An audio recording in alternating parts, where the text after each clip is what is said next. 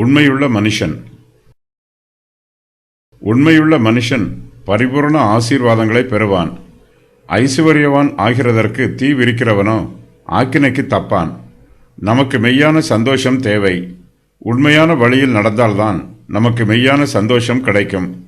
உண்மையான வழி பரிசுத்தமான வழியாகவும் கர்த்தருக்கு பிரியமான வழியாகவும் இருக்கும். இது நேர்மையான வழி. இதுவே கண்ணியமான வழி. கர்த்தருக்கு உண்மை உள்ளவன் மனுஷனுக்கும் உண்மை உள்ளவனாக இருப்பான். தமக்கு உண்மை உள்ளவர்களை கர்த்தர் ஆசீர்வதிப்பார். உண்மையுள்ள மனுஷன் பரிபூர்ண ஆசீர்வாதங்களை பெறுவான். கர்த்தருக்கு உண்மை உள்ளவர்களாய் இருக்கும்போது அவர் நம்மை பிரயோஜனமுள்ள பாத்திரமாக மாற்றுவார். நாம் கர்த்தருக்கு பிரயோஜனம் உள்ளவர்களாகவும் பிரியமானவர்களாகவும் இருப்போம்.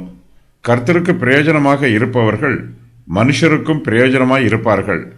உண்மை உள்ளவர்களுக்கு இது கர்த்தரால் வருகிற வெகுமதி. இவர்களுக்கு மெய்யான சந்தோஷம் கிடைக்கும். ஒரு சிலர் சந்தோஷத்தை பெறுவதற்கு தப்பிதமான வழிகளில் போகிறார்கள். இவர்கள் பேராசைக்காரர்கள். சீக்கிரத்தில் ஐஸ்வர்யத்தை சேர்க்க வேண்டும் என்று ஆசைப்படுகிறார்கள். எந்த வழிகளில் ஐஸ்வர்யத்தை சேர்க்கிறோம் என்பது இவர்களுக்கு முக்கியமானதல்ல. நன்மையான வழியாக இருந்தாலும் தீமையான வழியாக இருந்தாலும் சீக்கிரத்தில் ஐஸ்வர்யத்தை சேர்க்க வேண்டும் என்பதே இவர்களுடைய பேராசை. ஐஸ்வர்யவான் ஆகிறதற்கு தீ விரிக்கிறவன் ஆக்கினைக்கு தப்பிக்க மாட்டான். பேராசைக்காரர்கள் மற்றவர்களை பற்றி கரிசனையற்றவர்களாக இருப்பார்கள். தங்களால் மற்றவர்களுக்கு தீங்கு வருமா என்பது பற்றியெல்லாம் யோசிக்கவே மாட்டார்கள். யார் எப்படி போனாலும் தாங்கள் ஐஸ்வர்யவான் ஆக வேண்டும் என்பதே இவர்களுடைய ஆசை.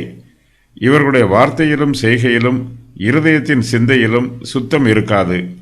பேராசைக்காரர்கள் பிறருக்கு விரோதமாக தீங்கு யோசிப்பார்கள். ஐஸ்வர்யவான் ஆகிறதற்கு தீ விரிக்கிறவர்கள் அநேக ஆபத்துக்களில் சிக்கிக் கொள்வார்கள். பாவத்தில் இடறி விழுந்து விடுவார்கள். பல சமயங்களில் மறுபடியும் எழுந்திருக்க முடியாதவாறு பாவ வாழ்க்கைக்கு அடிமையாகி விடுவார்கள்.